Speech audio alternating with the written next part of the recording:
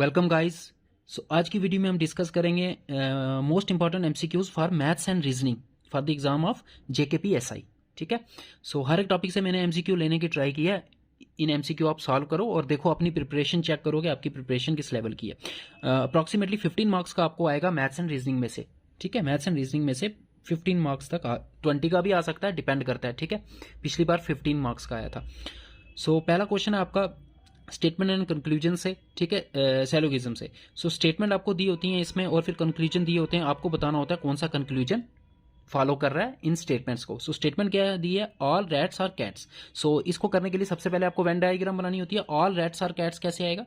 All rats मतलब सारे के सारे रैट्स कैट्स हैं। इट मीन्स रैट्स वाला सर्कल जो है वो कैट्स वाले के अंदर आएगा। Next, all lines are cats. जो लाइंस हैं वो भी कैट्स के अंदर ही आएगा। ऑल लाइंस आर कैट्स, तो लाइंस का यहाँ पे बना लेते हैं, ये आ गया लाइंस वाला सर्कल। ठीक है, all rats are cats, all lines are cats, मतलब ये दोनों कैट्स के सर्कल के अंदर आएगा। ऑल डियर आर लाइंस, फिर कह रहा है जितने भी डियर्स हैं वो लाइंस के अंदर होने चाहिए, तो ये मैंने छोटा बना दिया, तो ये डियर्स वाला सर्कल इसके अंदर आ गया। सबसे पहले आपने वेन डायग्राम बनानी है। ठीक है, हर एक टॉपिक की एक डिटेल वीडियो भी डाली हुई है मैंने। जेकेपी एसआई की प्लेलिस्ट पे जाओ, हर एक टॉपिक की वीडियो है वहां पे, आप चाहो तो वहां से देख सकते हो कैसे बनाते हैं ये। अब चेक करते हैं हम conclusion. All deers are cats, क्या ये ट्रू होगा या फॉल्स होगा, ये हमें देखना है। ऑल डियर, ये ट्रू तभी होगा अगर डियर वाला सर्कल कैट के अंदर होना चाहिए, कैट वाले सर्कल के अंदर होना चाहिए, तभी ऑल डियर्स आर कैट्स जो है ट्रू होगा। डियर कहाँ है? डियर यहाँ पे हमारे पास, ये आ गया डियर वाला सर्कल, और ये कैट वाले सर्कल के अंदर ही है। इट मीन्स फर्स्ट जो आपका कंक्लूजन है वो ट्रू है। Second conclusion is some deer are rats, तो ये ट्रू कब होगा? अगर कुछ डियर रैट्स के अंदर होंगे, रैट वाले सर्कल के अंदर होंगे। तो डियर वाला सर्कल ये है, रैट वाला सर्कल ये है, तो ये तो इसके अंदर नहीं है। हो भी सकता था, नहीं भी हो सकता था, बिकॉज ये वेन डायग्राम मैं ऐसे भी बना सकता था। ये आ गया रैट वाला सर्कल, ये आ गया लाइन वाला सर्कल, और ये आ गया आपका, ये आ गया आपका रैट वाला, ये लाइन वाला, और ये आपका आ गया कौन सा? डियर वाला। तो डियर और रैट के बीच में कुछ कॉमन हो भी सकता है अगर ऐसी फिगर बनाए, और कुछ कॉमन नहीं भी हो सकता अगर ऐसी वेन डायग्राम बनाए। हमें वही कंक्लूजन को ट्रू मानना है जो 100% ट्रू होगा। ठीक है, तो ये हो भी सकता है, नहीं भी हो सकता, इसलिए हम इसको हम ट्रू नहीं मानेंगे। ठीक है, next, some cats are deer, तो इसके लिए सम कैट्स जो है वो डियर के अंदर आनी चाहिए। कैट्स वो तो है, ये सारी की सारी कैट्स हैं, तो यहां पे जो कैट्स होंगी डियर के अंदर, तो सम कैट्स आर डियर्स, जो डियर्स के अंदर कैट्स होंगी, देखो ना डियर और कैट्स के बीच में इतना पोर्शन क्या है? कॉमन है। It mean some cats are deer हम कह सकते हैं, तो ये भी ट्रू होगा। आपका होगा first and third follows, so A part is your answer. ठीक है, अगर आपको इसमें कुछ प्रॉब्लम आ रही है वेन डायग्राम बनाने के लिए, तो जेकेपी एसआई की प्लेलिस्ट में जाके आप टॉपिक वाइज वीडियो देख सकते हो। क्वेश्चन नंबर 2 देखो आप, सम एप्पल्स आर ग्रेप्स, तो some apples are grapes, it means apples और ग्रेप्स में कुछ कॉमन है, तो थोड़ा सा पोर्शन हमने कॉमन बना दिया। ये आ गया एप्पल्स, ये आ गए ग्रेप्स। नेक्स्ट क्या कह रहा है? ऑल ग्रेप्स आर बनानास, सारे के सारे ग्रेप्स जो हैं वो बनाना के अंदर आएंगे, बनाना के सर्कल के, तो ऐसे बना लेते हैं बनाना का सर्कल। ये देखो सारे के सारे ग्रेप्स वाले ये बनाना के अंदर आ गए। Some plums are grapes, some plums are grapes, तो सम प्लम्स आर ग्रेप्स, तो प्लम्स यहाँ पे बना दो, ये आ गया प्लम्स। प्लम्स और ग्रेप्स के बीच में कुछ कॉमन है सम, तो ये कॉमन वाला पोर्शन आ गया, ये वाला। ठीक है, अब हम देखते हैं conclusions. Some bananas are plum, तो कुछ बनाना प्लम के अंदर होने चाहिए तभी ये ट्रू होगा। तो बनाना ये है, हाँ देखो प्लम तो पूरा का पूरा बनाना के अंदर है। इट मीन इस पोर्शन में जो बनाना होंगे वो प्लम भी होंगे, बट इस पोर्शन में जो बनाना है वो प्लम नहीं होंगे, तो हम ये कह सकते हैं कि सम बनानास आर प्लम, ये ट्रू होगा। अगर होता ऑल बनानास आर प्लम, फिर वो फॉल्स हो जाता, बिकॉज प्लम का जो है वो बनाना के अंदर है, तो ऑल बनाना प्लम्प नहीं होंगे, बट ऑल प्लम्प बनाना अगर बोलता वो भी ट्रू होता। अगर यहाँ पे होता ऑल प्लम्स आर बनाना, वो भी ट्रू होता। सम बनानास आर प्लम्प, ये भी ट्रू है आपका। ठीक है, नेक्स्ट कंक्लूजन देखो, some apples are banana, some apples are banana, हाँ देखो बनाना और एप्पल्स में ये थोड़ा सा पोर्शन कॉमन है ना, तो ये भी आपका ट्रू होगा। Third, all bananas are grapes, क्या सारे के सारे बनानास ग्रेप्स हैं? नहीं। अगर यहाँ पे होता ऑल ग्रेप्स आर बनाना, तब वो ट्रू होता, बिकॉज ग्रेप्स वाला जो सर्कल है वो बनाना के अंदर है। सो यहाँ पे जो बनाना होगा ये वाला पोर्शन, ये तो ग्रेप्स नहीं है, सिर्फ ये वाला पोर्शन जो है बनाना का वो ग्रेप्स है। तो सम बनानास आर ग्रेप्स वो ट्रू होता, या होता ऑल ग्रेप्स आर बनाना, वो भी ट्रू होता। यहाँ पे लिखा है ऑल बनानास आर ग्रेप्स, ये फॉल्स हो जाएगा, only first and second follow, तो आपका B part is your answer. Question number 3, अब ये डायरेक्शन का क्वेश्चन है। ठीक है, देखो कुछ टॉपिक ऐसे हैं जिनमें से आपको क्वेश्चन आने ही आने। डायरेक्शन सेंस में से आपको 2 क्वेश्चन मिलेंगे, ब्लड रिलेशन में से भी 2 क्वेश्चन मिल सकते हैं, स्टेटमेंट एंड कंक्लूजन से पिछली बार 3 क्वेश्चन आए थे। तो ये कुछ टॉपिक है, इनको अच्छे से पढ़ लेना। परसेंटेज से क्वेश्चन मिलेगा आपको, ठीक है, फिर एवरेज से क्वेश्चन मिलेगा आपको, एवरेज वाले टॉपिक से। क्या कह रहा है? Mayank leaves his home and walks 27 meter towards north. तो पहले डायरेक्शन बना लो यहाँ पे NEWS, ठीक है। तो नॉर्थ की तरफ चला वो पहले कितना 27 मीटर, तो ये मैंने नॉर्थ की तरफ। अब ये डायरेक्शन आपको पता होनी चाहिए, ठीक है। अब क्या कह रहा है, देन ही टर्न्स राइट। तो अगर नॉर्थ की तरफ फेस कर रहा है तो राइट इस तरफ होगा, तो राइट वो घूमा और कितना चला 37 मीटर, ये राइट घूमा और 37 मीटर, 37 मीटर। डायरेक्शन वाले क्वेश्चन में सिर्फ फिगर बनानी आनी चाहिए, उसके बाद कुछ नहीं होता वो question. Then he turns right, अब यहां से उसका राइट कहाँ होगा, ठीक है। अपने आप को इमेजिन करो यहाँ पे, अगर आपको ये इसमें कंफ्यूजन हो रही है तो कुछ नहीं करना है। अभी आप यहाँ पे पहुंचे हो तो पेज को आप टर्न कर लो, पेज को ऐसे कर लो, तो राइट कहाँ होगा, राइट इस तरफ होगा ना, नीचे की तरफ। तो ये आपका राइट आ गया, और राइट कितना चलता है, then he turns right and walks 42 meter, 42 meter, ये 42 मीटर आ गया, ठीक है। इन लाइंस की लेंथ का भी हिसाब रखना, देखो ये 27 थी तो 42 इससे नीचे आएगी, तो इसलिए मैंने ये ज़्यादा इसकी लेंथ ज़्यादा रखी है। फिर क्या कह रहा है, देन ही टर्न्स लेफ्ट। अब यहाँ से लेफ्ट कौन सा होगा, राइट कौन सा होगा। देखो ऊपर की तरफ जब हम जाते हैं, या तो याद रख लो, ठीक है, लेफ्ट तो इस तरफ होगा, ये लेफ्ट आ गया, ये राइट आ गया। तो जब नीचे जा रहे, जब आप नीचे वाली डायरेक्शन को फेस करोगे तो इसका उल्टा कर देना है, इस तरफ राइट होगा, जब नीचे वाली तरफ फेस करोगे इस तरफ राइट होगा, इस तरफ लेफ्ट होगा। अगर ऐसे याद नहीं रखना, कुछ नहीं कर लो, आप पेज को घुमा लो, ठीक है। अब देखो आपका राइट कौन सा है, ये इस तरफ राइट पड़ेगा, इस तरफ लेफ्ट पड़ेगा। अब उसने क्या बोला है, कहाँ जाना है, फाइनली 42 के बाद देन ही टर्न्स लेफ्ट, तो लेफ्ट आपका इस तरफ है, तो इस तरफ वो चला, कितना चला है ये भी देख लो। Then he turns left and walks 22 metre, 22 metre चला है, ठीक है। ऐसे भी कर सकते हो आप, 22 मीटर। नेक्स्ट क्या कह रहा है, फाइनली ही टर्न्स लेफ्ट, फिर यहाँ से लेफ्ट लेना है, यहाँ से लेफ्ट ऊपर की तरफ आएगा 15 मीटर, 15 मीटर चलो यहाँ पे पहुंच गया वो, ठीक है, 15 मीटर। अब ये फिगर बन गया। अब पूछ क्या रहा है वो बड़े ध्यान से देखना आपने, यहीं पे बच्चे मिस्टेक कर देते हैं, सारा क्वेश्चन गलत। In which direction and how far is he from the starting point. पहले तो स्टार्टिंग पॉइंट से वो कितना दूर है ये आपको फाइंड करना है। देखो ये पूरा डिस्टेंस 42 था, अगर मैं इसको डॉटेड लाइन से इसको ज्वाइन कर देता हूँ तो ये वाला डिस्टेंस कितना होगा, ये भी 27 ही होगा, 27 मीटर। तो 42 माइनस 27 करोगे तो ये वाला डिस्टेंस आ जाएगा। ये डिस्टेंस कितना हो जाएगा, 42 में से 27 माइनस करो तो 15 मीटर आता है, और ये भी यहाँ से 15 मीटर ही ऊपर चला था। इट मीन्स ये वाला पॉइंट एग्जैक्टली इस पॉइंट के सामने होगा, यहाँ पे एग्जैक्टली सामने होगा। तो अब स्टार्टिंग पॉइंट से कितना दूर है, तो ये वाला स्टेट डिस्टेंस आपको बताना है। तो ये डिस्टेंस सिंपल है, यहाँ से यहाँ तक आपका 37 था और यहाँ से यहाँ तक आपका 22 था, 22 प्लस 37 कर देना आपने, वो आ जाएगा आपका 59 मीटर। ये तो आपने निकाल लिया distance.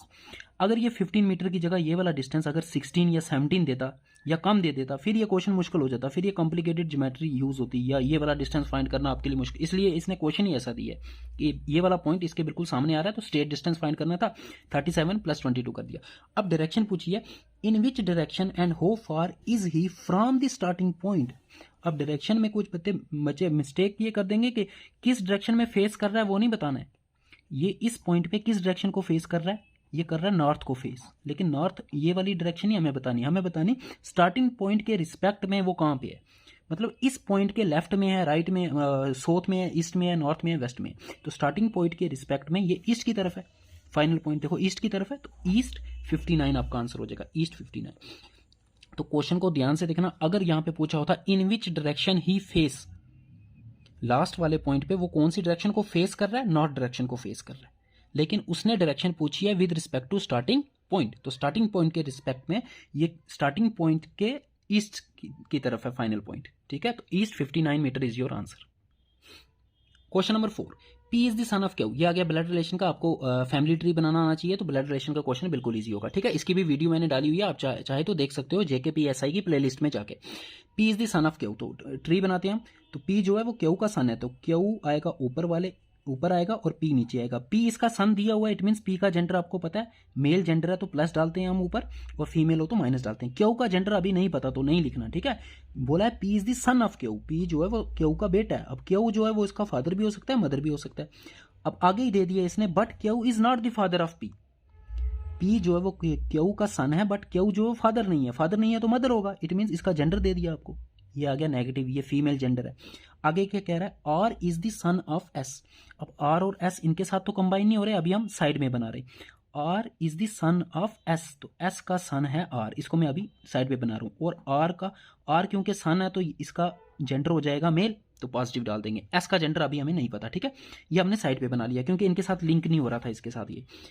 Who is the brother of P, अब यहां से लिंक हो जाएगा, who is the brother of P. कह रहा है आर जो है वो एस का बेटा है, और एस के बारे में कह रहा है अब, who is the brother of P, it means P का ब्रदर होगा एस। तो पी का ब्रदर है तो यहाँ पे आएगा एस, और ब्रदर है तो क्या होगा इसका, इसका जेंडर भी पता चल गया। अब ये जेंडर कौन सा है इसका, ये मेल है, ठीक है। और इसका सन है आपका आर, तो आर यहाँ पे आ गया, ठीक है। इतना समझ में आ गया। क्या बोल रहा था, P is the son of Q, तो क्यू का सन बना दिया P, but Q is not the father, father नहीं है तो मदर होगा, तो यहाँ पे हमने लगा दिया नेगेटिव, यहाँ पे पॉजिटिव, ये मेल है। फिर कह रहा था R is the son of S, वो हमने यहाँ पे बना दिया, आर सन है तो इस पे पॉजिटिव, इसका जेंडर नहीं पता था तो नहीं लगाया।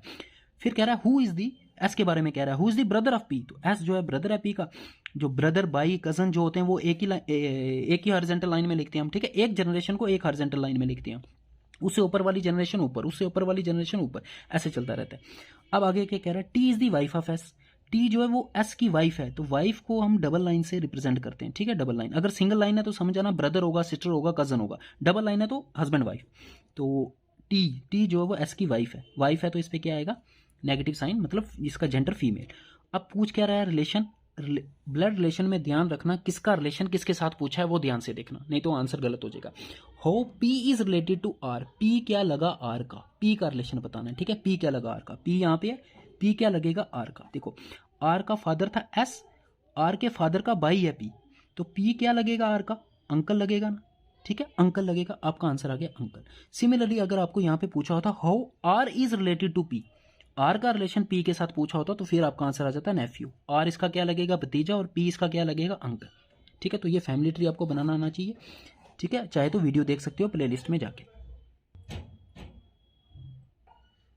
क्वेश्चन नंबर 5, अब ये आ गया प्रॉफिट लॉस एंड डिस्काउंट वाले टॉपिक से ये क्वेश्चन है आपका, ठीक है। यहां से भी आपको क्वेश्चन मिलेगा, a shopkeeper earns a profit of 25% on selling a radio at 15% discount on the printed price, find the ratio of printed price to the cost price. तो आपको फाइंड क्या करना है, आपको फाइंड करना है printed price upon cost price, ये ratio आपको फाइंड करनी है। आपको डिस्काउंट दिया और प्रॉफिट दिया, देखो आपको पता होना चाहिए प्रॉफिट लॉस हमेशा किस पे लगता है, कॉस्ट प्राइस पे लगता है, ठीक है। और जो डिस्काउंट होता है वो हम किस पे लगाते हैं, मार्क प्राइस पे। ये तो कॉमन सी बात है ना, जब आप किसी को डिस्काउंट देते हो, ये पेन पे 10 रुपये प्राइस है, मैं कह रहा हूँ इस पर मैं 10% आपको डिस्काउंट दूंगा, तो वो डिस्काउंट किस में से माइनस करूंगा, जो इस पर प्रिंटेड प्राइस है उसी में से माइनस करूंगा, ठीक है। तो डिस्काउंट हमेशा मार्क प्राइस पे होता है। तो हम पहले फाइंड करते हैं, ये वही फॉर्मूला लगने वाला है, selling price is equal to cost price plus profit, यही फॉर्मूला होता है। अगर प्रॉफिट हो तो प्लस प्रॉफिट, और अगर लॉस हो तो माइनस लॉस होता है। यहाँ पे प्रॉफिट हो रहा है तो प्लस पी। सेलिंग प्राइस होता है किस प्राइस पे आपने बेचा, हम लेट कर लेते हैं, आप यहाँ पे लेट कर लो, जो प्रिंटेड प्राइस है वो कितना है, वो है एक्स, और जो कॉस्ट प्राइस है उसको मैं लेट कर लेता हूँ वाई, ठीक है। Printed price X, cost price Y. अब सेलिंग प्राइस जो है ना वो प्रिंटेड प्राइस में से पहले डिस्काउंट माइनस होगा, तो सेलिंग प्राइस होता है कितने में बेचा। अगर इस पेन पे प्राइस था 10 रुपये, लेकिन मैं 10% का डिस्काउंट दे रहा हूँ, तो 1 रुपया मुझे कम करना होगा, तो मैं बेचूंगा कितने का, 9 का। तो ये मेरा सेलिंग प्राइस है, ये मार्क्ड प्राइस है। तो सेलिंग प्राइस होता है जितने पे बेचा, तो सेलिंग प्राइस आपका आ जाएगा जो मार्क्ड प्राइस होगा, marked price means printed price वो एक्स है, उसमें से डिस्काउंट माइनस होगा पहले, डिस्काउंट कितना है 15%, 15% मतलब 15/100 इंटू किसके रिस्पेक्ट में, मार्क्ड प्राइस के रिस्पेक्ट में ही कैलकुलेट करना है, तो इंटू एक्स ही आएगा। 15% किसका, 15% मार्क्ड प्राइस का, तो मार्क्ड प्राइस एक्स माना हुआ हमने, ये आपकी आ गई सेलिंग प्राइस, ठीक है। कुछ नहीं किया यार, मैंने 10 में से 10 प्राइस था, 9 का बेचा, तो एक माइनस किया ना, वो क्या माइनस किया, वो मैंने डिस्काउंट दिया है, 10 में से माइनस किया 10% ऑफ प्रिंटेड प्राइस कितना 10 ही है, देखो ये 2 0 कैंसिल, तो 1 आ जाएगा, तो 10 - 1, तो सेलिंग प्राइस आपका 9 आ गया। तो ये सेलिंग प्राइस कैसे निकालते हैं, मार्क्ड प्राइस में से डिस्काउंट को माइनस कर दो, बस इतना याद रखना है। डिस्काउंट किस पे कैलकुलेट होता है, मार्क्ड प्राइस पे कैलकुलेट होता है, इज इक्वल टू यहाँ पे लिखनी है कॉस्ट प्राइस हमने लेट की यहाँ पे अभी वाई प्लस प्रॉफिट कितना 25%, 25% मीन्स डिवाइडेड बाय 100, किसका 25% किसका, कॉस्ट प्राइस का, ठीक है। पहले ही बता दिया मैंने, प्रॉफिट और लॉस हमेशा कॉस्ट प्राइस पे होता है, तो यहाँ पे वाई आ जाएगा। इस इक्वेशन को सिंप्लीफाई करना, यहाँ से रेशो आपको निकालनी है एक्स अपॉन वाई की, ठीक है। एक्स अपॉन वाई की रेशो निकालनी है, निकाल। तो ये देखो 5 के टेबल से करते हैं, 5 20 5 3 यहाँ पे आपके पास बचेगा X minus 3/20x is equal to Y plus, ये 25 के टेबल से 25 4 Y plus Y upon 4, cross multiply करो, यहाँ पे हो जाएगा 20x - 3x, you will gate 17x upon 20, और यहाँ पे आपके पास बचेगा 4y plus Y, 5y upon 4। आपको x अपॉन वाई की रेशो निकालनी है, तो x को इधर ही रहने दो, y मल्टीप्लाई हो रहा है इधर आके डिवाइड होगा, so x upon Y is equal to 5/4, 20 divide हो रहा था यहाँ पे मल्टीप्लाई हो जाएगा, और ये मल्टीप्लाई हो रहा था यहाँ पे आके डिवाइड हो जाएगा। सो इसको काट सकते हैं हम, 4 5 5 25, 25/17 is your required ratio, 25:17, that is D part. ठीक है, ये शॉर्टकट मेथड से भी क्वेश्चन हो सकता है, लेकिन आप इसको इसी मेथड से करो। इस मेथड से करने से आपके कंसेप्ट क्लियर होंगे कि कैसे मार्केट प्राइस निकालते हैं, कैसे डिस्काउंट जो है, कितने कंसेप्ट इस क्वेश्चन में सीखे आपने। डिस्काउंट जो है वो मार्केट प्राइस से ही माइनस होगा, प्रॉफिट जो परसेंटेज में दिया होता है तो वो हमेशा कॉस्ट प्राइस पे ही लगेगा। ठीक है, फॉर्मूला यही लगेगा जब भी आपका प्रॉफिट लॉस और डिस्काउंट का क्वेश्चन आएगा ना, फॉर्मूला यही यूज होगा, SP = CP + P। Question number 6, coding decoding का क्वेश्चन है। In a certain code language over and above is written as ऐसे कोड कुछ भी दिए होते हैं। ठीक है, old and beautiful is written as this, how is and, आपको एंड का कोड बताना है। तो इसमें सिंपल होता है, आपको जो वर्ड्स दिए हैं उनमें से कॉमन ढूंढो पहले। यहाँ पे कॉमन क्या है, देखो कॉमन एक ही वर्ड आ रहा है एंड, कॉमन एक ही वर्ड आ रहा है एंड, दोनों स्टेटमेंट्स में। इट मीन्स जो कोड कॉमन होगा वही एंड का कोड होगा। तो कोड में कॉमन क्या है, देखो कोड में आपके पास कॉमन है PA, तो यही आपका एंड का कोड होगा, सिंपल। ठीक है, अब इसी क्वेश्चन को कंप्लेक्स करने के लिए आपको 3-4 स्टेटमेंट दे देगा, उनके 3-4 कोड दे देगा, फिर पहले 2 में कॉमन ढूंढ के, ऐसे कॉमन ढूंढ के आपको कोड निकालने होते हैं। ठीक है, तो वो कोई एक कोड पूछ लेगा। क्वेश्चन नंबर 7, यह क्या, नंबर एनालॉजी। नंबर एनालॉजी में क्या करते हैं हम, पहले आपको 2 नंबर दिए होते हैं, फिर आगे 1 नंबर और इसका जो पेयर है वो मिसिंग होता है, वो आपको फाइंड करना होता है। कैसे फाइंड करना होता है, इनके बीच में आपको रिलेशन ढूंढना है, क्या रिलेशन है, वही रिलेशन यहाँ पे अप्लाई करना है। अब यहाँ पे मेरे को दूर से ही दिख रहा है, आपको क्यूब स्केयर याद होने चाहिए। ये 11 का क्यूब होता है 1331, इसमें इट मीन्स 9, यहाँ पे 9 का क्यूब आएगा, और 9 का क्यूब कितना होता है, 9 क्यूब भी 729, सीधा सीधा आंसर आ गया। अगर आपको क्यूब आते हैं तो सीधा देख के इस क्वेश्चन को आंसर कर सकते हो। नेक्स्ट देखो 730 और यहाँ पे 17 और यहाँ पे, तो मुझे कुछ इनमें दिख नहीं रहा, रिलेशनशिप नहीं दिख रहा। तो देखो 7 से 30 में कैसे आ सकता हूँ, बस आपने ये देखना है 7 से 30 कैसे आ सकता हूँ।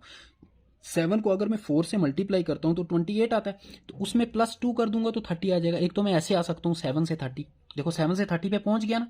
7 से 30 पे पहुंचने के लिए मैंने क्या किया, 4 से मल्टीप्लाई किया, 28 आया, +2 कर दिया। वही चीज, यही ऑपरेशन इस पे भी लगाओ। इस पे लगाने के बाद जो भी आंसर आएगा, अगर वो ऑप्शन में है तो वही आपका आंसर होगा। ठीक है, अगर वो नहीं होगा फिर कुछ और सोचना पड़ेगा आपको। ठीक है, 17 को 4 से मल्टीप्लाई कर दो और +2 कर दो, देखो 17 4 हो जाएगा 68, +2 करेंगे 70। अब आपको देखना है क्या ऑप्शन में 70 है, तो यही आपका आंसर है। यही लॉजिक लग रहा है। अगर ये लॉजिक नहीं लग रहा है, इसका मतलब कुछ और क्राइटेरिया फॉलो होगा, फिर आपने कुछ और सोचना है। ठीक है, यहाँ पे आ जाओ 583 और यहाँ पे दिया 488, यहाँ पे दिया 293, यहाँ पे कुछ भी नहीं दिख रहा। जब भी बड़े डिजिट दिखे, ठीक है, तो सबसे पहले आपने क्या करना है, सम ऑफ डिजिट वाला ट्रिक लगानी है। हो सकता है सम ऑफ डिजिट से हो जाएगी। 5 + 8 + 3 आपका हो जाएगा कितना, 16।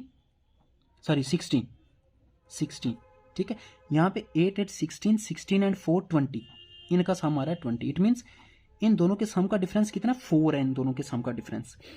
तो यहाँ पे देखो 9 11 11 3 14, तो यहाँ पे जो डिजिट आएगा, यहाँ पे जो नंबर आएगा, उसके डिजिट्स का सम कितना होना चाहिए, 18, क्योंकि इनके बीच का डिजिट्स के सम के बीच का डिफरेंस यहाँ पे 4 था, 16 था 20, तो यहाँ पे भी 4 होना चाहिए। अब ऑप्शन में देख लो, कोई ऐसा एक ऑप्शन होना चाहिए जिसके डिजिट्स का सम कितना आए, 18 आए। ठीक है, इसका तो नहीं आ रहा, इसका भी नहीं आ रहा, इसका आ रहा है। अब इसका भी चेक कर लो, अगर 2 का आ रहा है फिर कुछ और सोचना पड़ेगा आपको। ठीक है, इसका आ रहा है 12 + 7, इसका भी नहीं आ रहा, तो आपका C part is your answer. इसका सम करोगे तो कितना आएगा, 18 आएगा, सम ऑफ डिजिट्स करोगे तो हो गया ना। पैटर्न फॉलो, बस पैटर्न फॉलो होना चाहिए। जो रिलेशन इस नंबर का इसके साथ है, वही रिलेशन इस नंबर का इसके साथ होना चाहिए। क्वेश्चन नंबर 8, ये अगर फिगर क्लासिफिकेशन का आपको बताना है, यहाँ पे क्या आएगा, सॉरी यहाँ पे साइन ऑफ इंटरोगेशन है। ठीक है, यहाँ पे क्या आएगा, यहाँ पे देखो, आपने बस पैटर्न को फॉलो करना है। यहाँ पे 2 सर्कल थे, बीच में एक डॉट था, एक सर्कल यहाँ पे कम हो गया, एक डॉट रह गया। ठीक है, यहाँ पे भी सेम ही दिया हुआ है, तो यहाँ पे क्या आएगा, कॉमन सी बात है, डायगोनल वाला सेम है, यहाँ पे डायगोनल वाला देखो सेम है, तो ये डायगोनल वाला भी क्या होना चाहिए, सेम होना चाहिए। इसका मतलब यहाँ पे भी ये सेम आएगा। C part is your answer. Question number 9, how many banks are not office. ठीक है, ये आपका डीआई में से क्वेश्चन है, डीआई में से ही रख लो। ठीक है, फिगर एनोलॉजी वाला।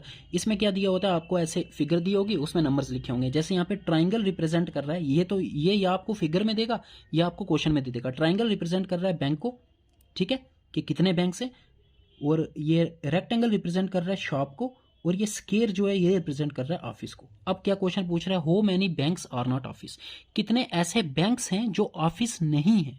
इट मीन्स आपको वो वाले नंबर चूज करने हैं जो बैंक के अंदर तो होंगे बट ऑफिस के अंदर नहीं होने चाहिए, ऑफिस वाली फिगर के अंदर नहीं होने चाहिए। बैंक ये आ गया आपका ट्राइंगल, इसमें 11 है, 16 है और 7 है। अब हमें वो वाले नंबर ऐड अप करने, ऑफिस वाले छोड़ देने इसमें से। अब ऑफिस कौन सा है? ऑफिस ये वाली फिगर है, ये वाली देखो, ये वाली कौन सी? स्केयर। तो स्केयर के अंदर जो है वो छोड़ दो, 16 भी स्केयर के अंदर है, 7 भी स्केयर के अंदर, इनको छोड़ दो, क्या बचा? 11। सो 11 बैंक्स ऐसे हैं जो ऑफिस नहीं है, तो आपका आंसर भी हो जाएगा। इस तरह के क्वेश्चन में आपको कुछ भी पूछ सकता है, ये हर एक नंबर आपको पता है। देखो 11 रिप्रेजेंट कर रहा है यहाँ पे ऐसे बैंक्स को जो ना ही ऑफिस हैं ना ही शॉप में आ रहे हैं, ठीक है। ऐसा भी क्वेश्चन पूछ सकता था कि number of banks which are not office nor shop. 16 represent कर रहा है क्योंकि 16 जो है स्केयर के अंदर भी है और ट्रायंगल के अंदर भी है, तो 16 रिप्रेजेंट कर रहा है ऐसे बैंक्स जो ऑफिस भी हैं। 7 देखो, 7 तीनों फिगर के अंदर है, तो 7 रिप्रेजेंट यहाँ पे कर रहा है बैंक्स, ऑफिस, शॉप्स। 7 ऐसे हैं जो बैंक भी है, ऑफिस भी है, शॉप भी है। 5 रिप्रेजेंट कर रहा है ऑफिस और शॉप दोनों की इंटरसेक्शन। 8 रिप्रेजेंट कर रहा है जो सिर्फ ऑफिस होगा और कुछ नहीं होगा। अगर ये भी क्वेश्चन पूछ लेता ऐसे नंबर ऑफ ऑफिसेज बताओ जो और कुछ नहीं है, सो वो 8 हो जाएगा। 13 रिप्रेजेंट कर रहा है जो सिर्फ शॉप होगा और कुछ नहीं होगा। तो हर एक नंबर आपको पता होना चाहिए क्या है। Question number 10, how many Indian police officers are graduates but not females. अब यहाँ पे 4 फिगर्स दिए हैं, एक सर्कल दिया है, एक स्क्वायर दिया है, एक पेंटागन दिया है, एक हेक्सागन दिया है। यहाँ पे दिया हुआ है हेक्सागन पुलिस ऑफिसर को रिप्रेजेंट कर रहा है, स्क्वायर इंडियंस को, पेंटागन ग्रेजुएट्स को, सर्कल फीमेल्स को। अब क्या पूछ रहा है? How many Indian police officers, तो आपको ढूंढ रहे हैं इंडियन पुलिस ऑफिसर्स जो कि ग्रेजुएट भी हों बट फीमेल नहीं होने चाहिए, तो फीमेल वाले माइनस कर देना उसमें से, ठीक है। इंडियन पुलिस ऑफिसर्स, पहले तो पुलिस ऑफिसर देखो कहाँ पे है, पुलिस ऑफिसर है हेक्सागन में, तो ये आपकी हेक्सागन में आपके पुलिस ऑफिसर्स हैं। ये सारे नंबर इसके अंदर जितने भी हैं ये सारे के सारे पुलिस ऑफिसर को रिप्रेजेंट कर रहा है। अगर आपसे पूछ ले total number of police officers, तो कैसे फाइंड करोगे? जितने भी हेक्सागन के अंदर नंबर है उनको ऐड कर दो, 32 + 1 + 15 + 2 + 11 + 8, यह जगह total number of police officers. अब इनमें से देखने इंडियन कितने, पहले देखने इंडियन कितने, तो इंडियन किस में आ रहा है? इंडियन देखो, इंडियन आ रहा है स्केयर के अंदर, तो हेक्सागन और स्केयर वाले जो कॉमन है, स्केयर ये आ गया, तो इनमें कॉमन है 15, 8, 11 और 2। इन चारों नंबर्स को ऐड करोगे तो आपके पास क्या आंसर आएगा? इंडियन पुलिस ऑफिसर्स का आंसर आएगा। Total number of Indian police officers कितने? 11 + 8 + 2 + 15। अब देखना है कि हमें बताना है इंडियन पुलिस ऑफिसर जो ग्रेजुएट्स भी हों, तो ग्रेजुएट्स को कौन रिप्रेजेंट कर रहा है? पेंटागन। अब इन 4 नंबर में से पेंटागन में कौन कौन है? 11 और 2 हैं सिर्फ, पेंटागन में 11 और 2 आ रहे हैं। देखो 11 भी आ रहा है पेंटागन में, 2 भी। तो अगर आपको पूछ ले number of Indian police officers which are also graduates, तो वो आ जाएगा 11 + 2 13 answer. But not females, but female नहीं होने चाहिए, तो फीमेल वाले माइनस कर दो। फीमेल किस में है? सर्कल में। तो 11 और 2 में से सर्कल में कौन सा है? 2 जो है वो सर्कल में भी आ रहा है, तो 2 को माइनस कर दो, बचेगा सिर्फ 11, तो 11 आपका आंसर है। 11 ऐसे इंडियन पुलिस ऑफिसर्स हैं जो ग्रेजुएट्स भी हैं और मेल हैं, फीमेल नहीं है। So C part is your answer. तो ये रीड करना आपको आना चाहिए, ठीक है। क्वेश्चन नंबर 11, नंबर सीरीज, ठीक है। नंबर सीरीज में लास्ट टाइम क्वेश्चन नहीं आया था, इस बार पक्का आने वाला है, ठीक है। 0726 डैश फिर 124, तो ये आपको दिखना चाहिए, ये मुझे दिख रहा है, ये आपका ये n³ - 1 की सीरीज है, n³ - 1 की। देखो 1 का क्यूब 1 होता है, उसमें से 1 माइनस करेंगे तो 0 बचेगा। 2 का क्यूब 8 होता है, 1 माइनस करेंगे तो 7 आएगा। 3 का क्यूब 27 होता है, 1 माइनस करेंगे तो 26 आएगा। यहाँ पे 4 का क्यूब -1 आएगा। 4 क्यूब 64 होता है, -1 करेंगे यहाँ पे 63 आएगा। फिर 5 क्यूब 125 होता है, 1 माइनस करेंगे तो 124 आएगा, that is 63 is your answer. तो ये जो जानी पहचानी है ना, स्केयर्स, क्यूब्स, फिर स्केयर में से -1 करना, +1 करना, क्यूब में से +1 करना, -1 करना, ये सीरीज लिख के रख लो, ये आपको पता होनी चाहिए।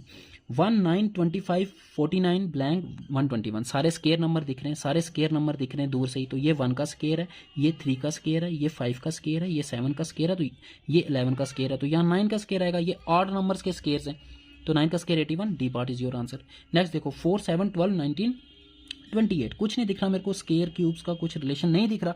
तो सिंपल देखेंगे डिफरेंस। अगर नंबर्स जंप नहीं कर रहे तो अपने देखना है सम, ठीक है। और अगर नंबर जंप कर रहे हैं, मतलब बढ़ते जा रहे हैं, ठीक है, बढ़ते जा रहे हैं, तब आपने मल्टीप्लिकेशन चेक करनी है। तो यहाँ पे सम ही चेक करेंगे। 4 में 3 प्लस करेंगे तो 7 आएगा, 7 में 5 प्लस करेंगे तो 12 आएगा, 12 में 7 प्लस करेंगे तो 19 आएगा, इसमें 9 ऐड, तो 8 नंबर ऐड हो रहे हैं, तो यहाँ पे 11 ऐड होगा सीधा सीधा। तो 28 में 11 ऐड कर देंगे तो कितना आ जाएगा 39, that is D part is your answer. Next देखो 8, 28, 116, 584, देखो 116 से सीधा 584, इट मीन्स यहाँ पे मल्टीप्लीकेशन हो रही है। क्या हो रही है? मल्टीप्लीकेशन। तो आपने सिंपल क्या करना है, यहाँ पे जाना है, 8 को मैं किससे 8 से आपको 28 तक पहुंचना है, तो मैं क्या करूंगा, दो तरीके से पहुंच सकता हूँ। एक तो 8 को मैं कर दूं किससे मल्टीप्लाई, 3 से मल्टीप्लाई, 8 3 24, तो प्लस फिर 4 करना पड़ेगा, आपके पास आ जाएगा 28। अब नेक्स्ट पे देखो, नेक्स्ट पे ये लॉजिक लग रहा है, 28 से आप 116 पे पहुंचना है, तो या तो इसको 3 से मल्टीप्लाई करो 28 को, या 4 से कर दो, 4 से मल्टीप्लाई करके 4 ऐड कर दो, या 5 ऐड भी हो सकता है, ठीक है।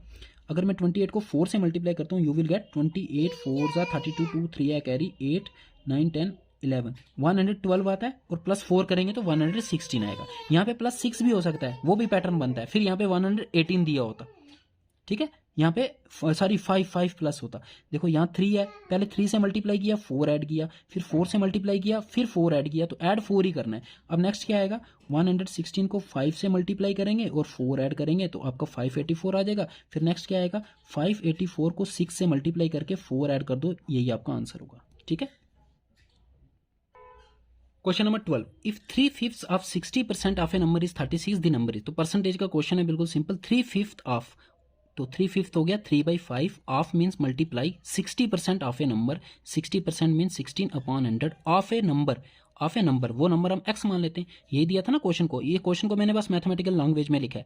3/5 ऑफ 60% ऑफ ए नंबर, वो नंबर हमने x मान लिया, इज 36। यहाँ पे अब x की वैल्यू निकाल लो, ये 1 0 cancel, so x is equal to 36, 10 5 जा 50, 50 यहाँ डिवाइड हो रहा है, इधर मल्टीप्लाई हो जाएगा, और ये 6 3 जा 18 यहाँ मल्टीप्लाई हो रहा है, यहाँ के डिवाइड हो जाएगा, 18 2 जा 36, 2 5 जा 100, so you will get your answer 100। Question number 13, what percentage of 12.25 is 15, 12.25 की कितनी परसेंटेज 50 बनती है, तो हम मानते हैं x परसेंटेज बनती है, हम मानते हैं कि 12.5 की x परसेंटेज करें तो 50 आता है, तो अब कर लो, देखो x percentage of 12.5 is equal to 50, यहाँ से x की वैल्यू निकालनी है, x percentage means x upon 100 into 12.5 is equal to 50, यहाँ से x की वैल्यू फाइंड कर लो, x will be equal to 50 into 100 upon 12.5, तो इसको सिंप्लीफाई करो, you will get the answer, तो ये आपका आ जाएगा 400%, ठीक है, 400%। Question number 14, if P is 40% less than Q, then Q is how much percentage more than P, इसका डायरेक्ट मैंने फॉर्मूला बताया हुआ वीडियो में, ठीक है, परसेंटेज की वीडियो में, ठीक है, सारी वीडियोस JKP SI प्लेलिस्ट में है, वहां से देख सकते हो। तो सीधा सीधा फॉर्मूला है, ये लेस है, तो अगर P Q से 40% लेस है तो Q कितना परसेंट ज्यादा होगा, उसका फॉर्मूला होता है 100P upon 100 minus P percentage, तो इतना ज्यादा होगा Q, तो 100 इंटू P आपका हो गया कि ये कितना ज्यादा है, ठीक है, ये आ गया 40 ज्यादा है, तो 100 माइनस 40 आ जाएगा नीचे, नीचे आ जाएगा 60, इसको काट लो, 0 0 cancel, you will get 400 upon 6 that is 200 upon 3, वो आ जाएगा आपका 66.66%, so D part is your answer. Similarly अगर यहाँ लेस की जगह मोर होता, if P is 40% more than Q, then फिर Q उससे कम ही होगा, तो हमें बताना होगा Q is how much percentage less than P, तो यहाँ पे बस माइनस की जगह प्लस कर देना इस फॉर्मूले में, 100P upon 100 plus P। Question number